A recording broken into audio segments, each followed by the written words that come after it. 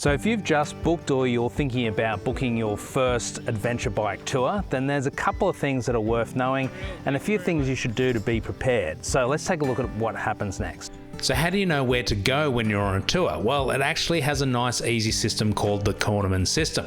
It'll make the day flow easily and you don't need to worry about navigation, and this is how it works. You have a lead rider who sets the pace out in front and sweep riders are at the back. They keep an eye on everyone and solve any issues to ensure that nobody gets left behind. You can pass the other riders during the ride, but you should never pass the lead rider. The rider behind the lead will become the next cornerman when directed by the lead, usually by pointing at the corner that they're about to turn. The cornerman's job is to chill out at that intersection and guide the rest of the tour until they're relieved by the sweep rider. Some tours will run a mid-sweep to keep the riders moving. During the ride, simply look out and follow the cornerman's directions. It's all about keeping the group together and moving smoothly.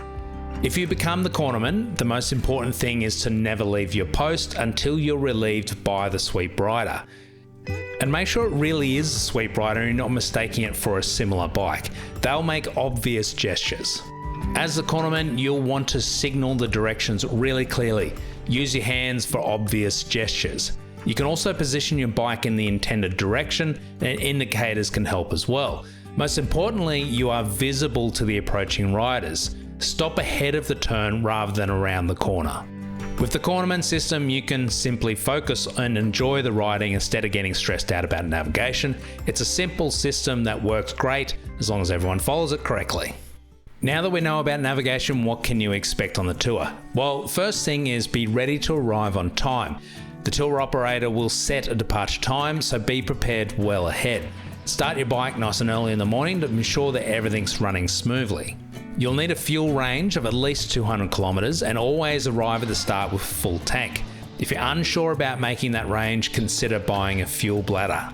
At the end of each day, check over the bike. Make sure there's nothing that's falling off or or anything that's loose, because you want to deal with those things straight away. Go and talk to the operator. Most likely they're going to be able to help you. You don't want to be leaving these things until you're just about to depart the next day and go, hey, by the way, this bit's hanging off my bike. The whole superstition around dropping a glove and someone else has got to pick it up or something. Oh my God, who has time for that? Seriously. If you have any mechanical issue, each tour offers different levels of support, but most will get you to the next stop point. Once you reach town at the end of the day, you must arrange transport home if your bike can't continue the tour. While this level of mechanical failure is rare, it's worth having a contingency plan just in case. Let's talk about gear. Now obviously helmet, gloves, they're all the usuals you expect. However, some sturdy MX boots are a really good idea to protect those ankles. A long sleeve jacket and full coverage pants are a must. And sunscreen and a hat will keep you from getting sunburnt during the breaks. Bringing a spare pair of gloves is a good idea, particularly if it rains, and then switching between winter and summer pair can make all the difference as the temperature changes. And don't forget to pack a change of clothes for the pub at night time, because after a long day of riding you'll want to kick back and relax. Make sure you bring some snacks and water, and I always look forward to munching on some strawberry and creams during the breaks. If you have a GoPro, pack it in with spare battery. It's great for capturing those unforgettable moments. And just in case, don't forget a first aid kit, a spare bike key, and some spare clutch and brake levers. You don't want to write off an entire trip after a simple drop in the car park. And you'd be amazed how often not having a spare key renders a bike pretty useless. Now you saw in a previous video that Shark Levers have sent me this Venture Pro jacket and pants, and even though I'm going to kind of present this as a bit of an ad, I'm really genuinely impressed with this gear. Designed and tested here in Australia, the Ripstop nylon textile shell is built to withstand the rigours of changing a tyre in the Waddingans twice. They withstood the tremendous amount of rain that we encountered over that weekend, and it kept me dry even without the inner layer. The upgraded ventilation includes full sleeve zip vents and a massive rear exhaust panel, which keeps you comfortable no matter the weather. The internal hydration pocket means you can carry water without needing a backpack. Shark Levers takes pride in its roots as an Australian company that designs and tests its gear locally, including Alex's prototype gear in the Outback recently. So if you're gearing up for the next ride, check out the Shark Venture Pro jacket and pants at sharkleathers.com.au or drop into their Gold Coast store.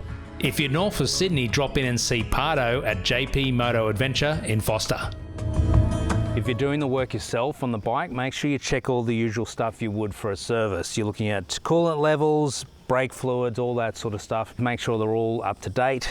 If they haven't been changed in a while, change them. Make sure they're topped up. Engine oil and filter, depending on the type of trip you're doing. If it's a long trip like Outback Jack, etc., then I would be doing all the filters. Of course, don't forget brake pads, front and rear.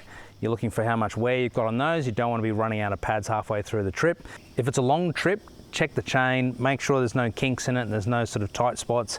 If there is, swap it out before you go. Front and rear bearings, check them and make sure there's no play in them. Pardo spent a lot of time changing bearings in the Outback. You want to be running at least 50/50 tyres. Now, I am running the Motos. I didn't realise it was Motos as in Australia. The Motos Traxinator Rally Zs. I've always gone with them. I love them. Plenty of grip in muddy and whatever conditions are thrown at you. If you're running 50/50s, then they're great when you're doing the freeway stuff. It's a little bit of a compromise on the dirt. Personally, I want to feel confident in the dirt more than I want to feel comfortable on the road. Therefore, if the weather does turn to shit, you got something you can feel confident on. While supported, you want to carry any essential spares or tools to make repairs and what you need to do for a tyre change. Check if your bike has tube or tubeless tyres. Flat tyres can happen to anyone at any time.